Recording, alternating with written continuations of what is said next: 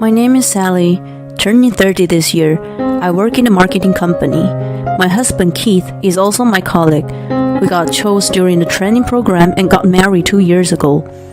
We like to do things at our own pace, so we respect each other's privacy and keep a good distance between us. We share the chores and finances completely. Keith has been living alone since he started working. I'm grateful that he can do more housework than I, who lived at home. There was nothing to complain about him, and we had a harmonious marriage. Except for one thing. Keith, Sally, welcome. Make yourself home. Thank you, Lisa. One weekend, we visited Keith's parents, who lived about 1 hour's drive. His mother, Lisa, always welcomed us cheerfully with a lot of home cooking. The menu that day, including shiitake mushrooms stuffed with meat, boiled king trumpet mushrooms with cheese, salted oyster mushrooms, and so on. Amazingly old mushrooms today. I got some delicious ones at the farmer's market, so I was excited. Lisa said happily to bewildered Keith, and I forced a smile. I had told her that I didn't like mushrooms. In other words, these dishes were her harassment toward me. It started on the first visit after our marriage. Lisa asked me over the phone if I had anything I couldn't or didn't like to eat. Without any doubt, I answered that I didn't like scallops. I had no idea that she, who never ceased to smile and seemed to be good-natured, was planning to bully me. But she surprised me with scallop gratin and salted scallops. She even prepared scallop pasta for lunch the next day. He knew I disliked it and mentioned it to her. Mom, Sally doesn't like scallops. Oh no, I'm sorry, I didn't know that. She played dumb. I was annoyed, but decided that she must have forgotten, and I let it go. Right before the next visit, she called and asked me again if there was any food I don't like. I answered, childishly, that I did not like the bitter taste of green bell peppers and Brussels sprouts. Well, I was served a lot of blows during my stay. Then it hit me that she was intentionally doing it. She didn't like me. It hurt more than it angered me. Keith sensed it too when she served things I disliked with pinpoint accuracy twice in a row. He didn't say anything at the time, but he apologized to me in the car on the way home. He looked twice as small and sad. Did I do something to make her hate me? No, you didn't do anything wrong. I'm not sure. I've been taking her word and haven't been helping her with the cooking at all. Maybe I should offer to cook. No, I don't think so. Me either. He was very clear about this, and I agree with him wholeheartedly. That was because I wasn't so good at cooking. Keith even declared that he was going to be in charge of it at home. There was another problem. Lisa's cooking was amazing. The first time she served me scallop gratin, I thought it would be rude not to take a bite. I gathered up my courage and put it in my mouth. To my surprise, it was delicious. It tasted nothing as I'd ever had before. I disliked the smell of the sea, but there was no trace of it. And the texture and aroma of the scallops and the smoothness of the cream with the melted cheese were a perfect match. The green bell peppers and Brussels sprouts were also exquisite, and the mild bitterness beautifully accentuated the dish. I complimented the food and gobbled them down. Lisa's dumbfounded expression left such an impression on me. It was also the reason Keith couldn't get mad at her because I ate everything she served. I enjoyed the food that was supposed to be unsavory to me. It was my third visit. I devoured the mushroom dishes with gusto. Thanks to Lisa's harassment, my dislikes were decreasing. Since I was introduced to her cooking, I realized that the reason I'd been picky was that I grew up in a family that didn't care much about the food. Oh, I had no idea mushrooms would taste that good. I've been missing out on so much in my life. I rubbed my stomach in satisfaction next to Keith, who slapped his forehead. What would be Mom's true intention if you enjoy harassment?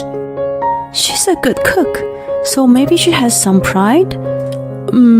I don't get it.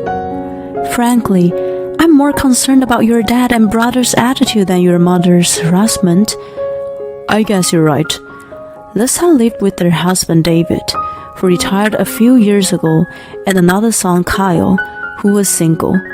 Her direct harassment was the least of my worries, but I was more annoyed with Kyle, who watched me with a smirk.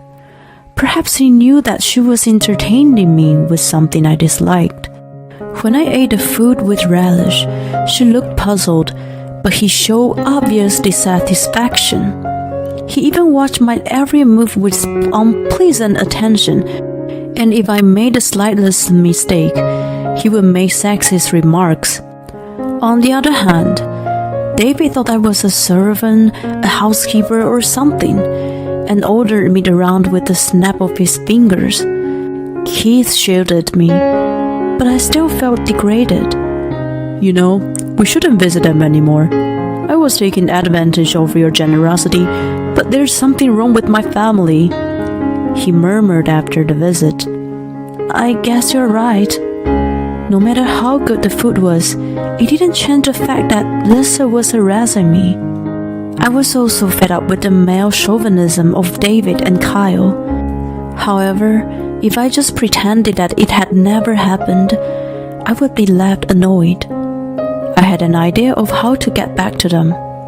Okay, can we have the vinyl visit on New Year's Day?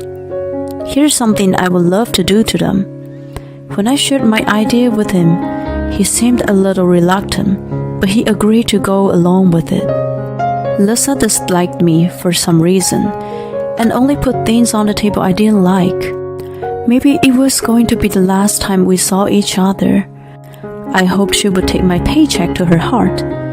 Then came the final visit, probably the last New Year's Day to be celebrated at my in-laws' house. On the dining table, there was a sumptuous dinner made by Lisa with a plate of A4 grade Wagyu steaks.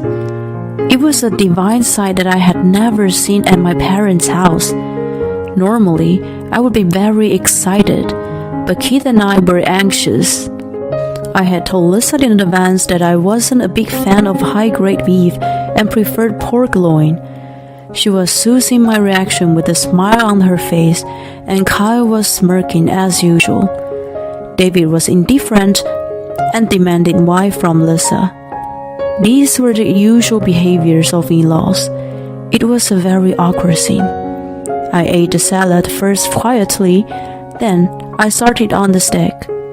Then carefully prepared ingredients and tender meat were just heavenly. Your cooking's just perfect, Lisa. A compliment came from the bottom of my heart. Oh, thank you. Lisa had a confused look on her face. Almost speaking over her, Kyle opened his mouth with a nasty smile. By the way, why are we having such an extravagant dinner? Is there something special to celebrate with expensive beef? Well, Lisa mumbled. Ugh, what a rotten character he was. Today is a very special day, right, Lisa? Huh? I put a box I had secretly brought in front of her. I opened it and showed her what was inside. It was a whole cake. Keith and I put party poppers we had hidden. Happy birthday, Lisa! Oh my god! The dry sound of explosions was followed by confetti and gunpowder. Lisa's eyes were so big in confusion, and David and Kyle were stunned. With a big smile on my face, I explained to them. Your birthday is January 1st, isn't it? Keith told me. You like steak, but David and Kyle usually get the most and only give you leftovers. Well, she gave Keith and me a stunned look. He looked back at her and said, You always entertain us on New Year's Day, and we never celebrated your birthday since I was a child. You never said anything about it either. I had totally forgotten about your birthday for so long. I'm sorry. Being married to Sally has made me realize a lot of things. Keith! She seemed to be tearing up at his heartfelt apology. In the midst of all this, Kyle clicked his tongue in his annoyance. What's this? You're scoring points, aren't you? That's what I don't like women. You're all calculating. He shook his head in disgust, and I glared at him with all my might. I'm glad to be a calculating woman. I'm much better than a 34-year-old and a 65-year-old man who do nothing and pester all year round. What the? He was so stunned to be talked back to by me that he lost his words. His face was bright red with his mouth open. Even David, who was staring blankly at the whole cake, was furious at my rebellious attitude. Keith, shut your wife up. You haven't trained her well enough. She doesn't know her position in this house. Keith yelled back to him. You shut your mouth. You, who do you think you are? Ignoring her brow, I spoke to Lisa. How does it feel to be congratulated by someone you were harassing? Excuse me? Her face quickly turned pale. As if I were telling a child, I spoke to her softly and without hesitation.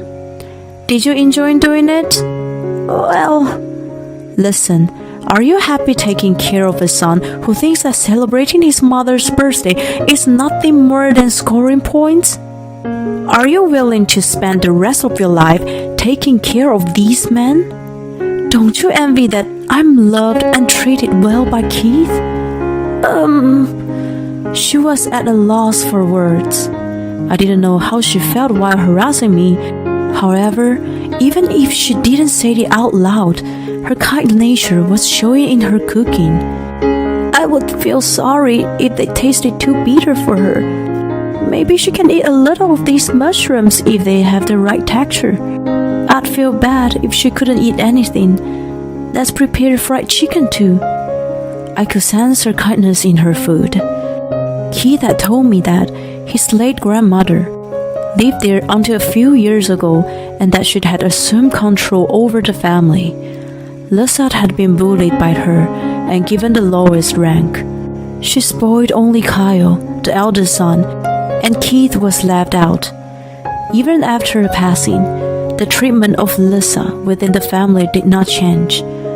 When Keith became acquainted with my family, he realized for the first time that something was wrong with his family. The root of all evil in his family was David and Kyle, and Lisa was their victim. Even though I knew this, I couldn't easily forgive her for her bad behavior toward me. Still, her cooking was filled with genuine kindness and was amazing, so I wanted to give her a last chance. Keith and I will never come to this house again. What? What are you saying? I was talking to Lisa, but David and Kyle jumped in. Who do you think you are? You don't have the right to decide. That's right.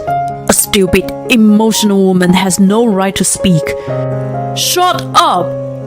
When the normally calm Keith yelled like an erupting volcano, Kyle flinched. Using him as a shield, I suggested to Lisa, if you want to see Keith and me, and your future grandchild, please think about what you should do. Please think about what you want to do with these selfish men. For yourself.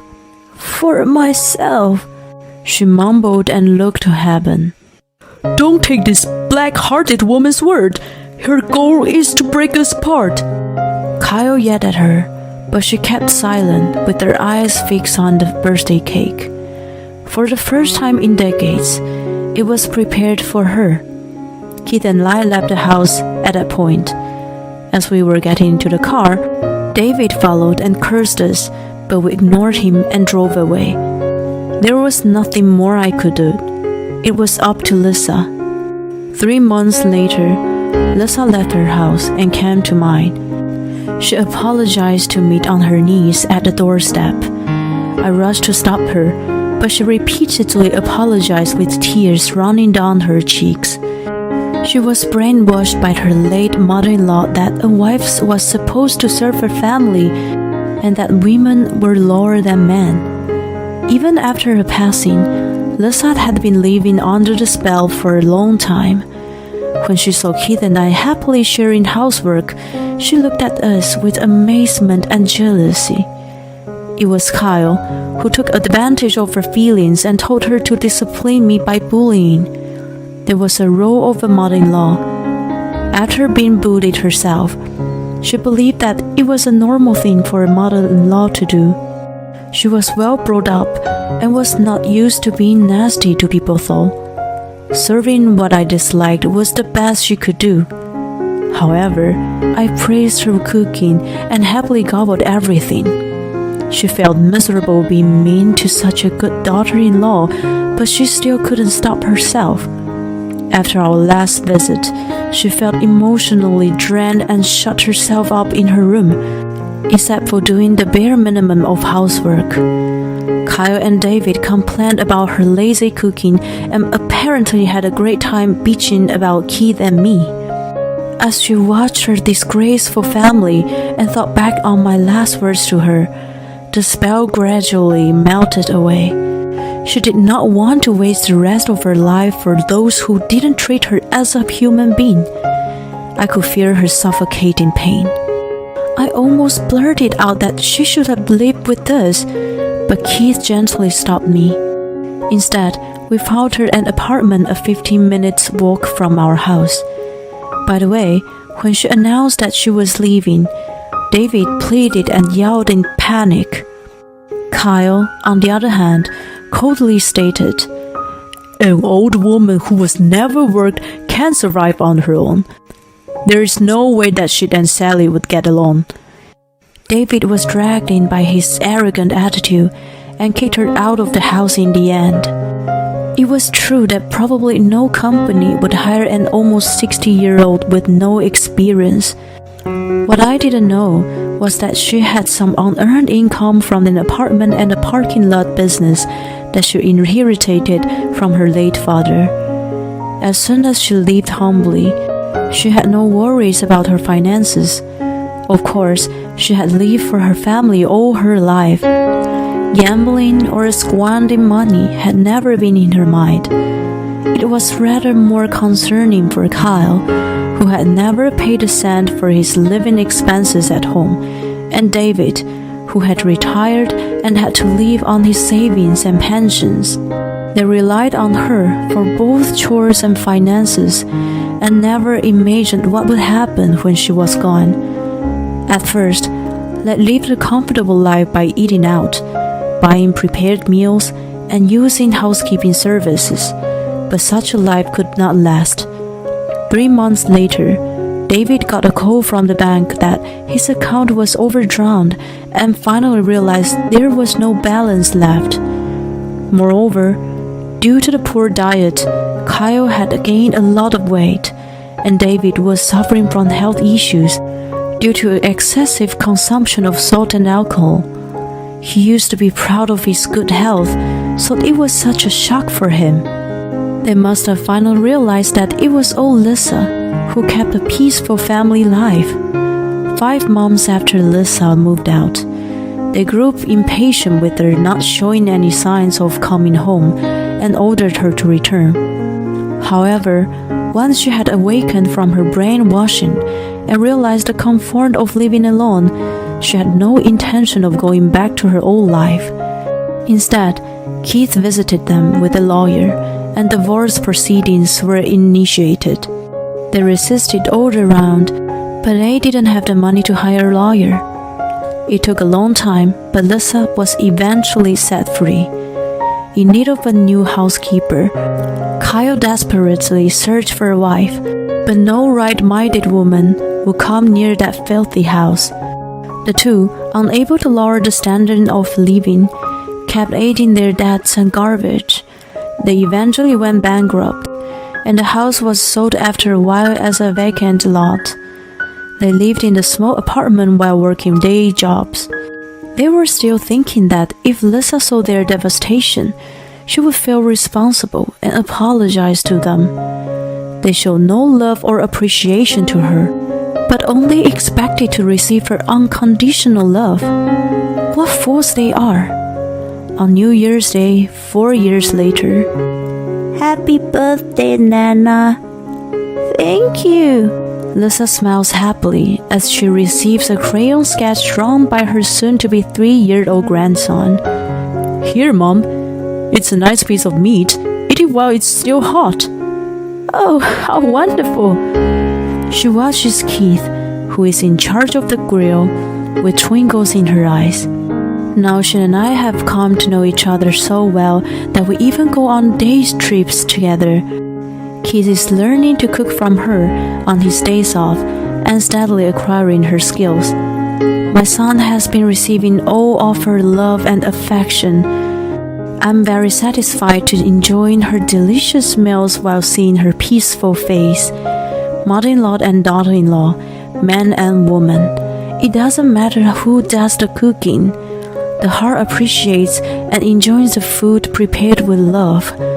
A dining table shared with those hearts at the center of the home is the happiest thing in the world.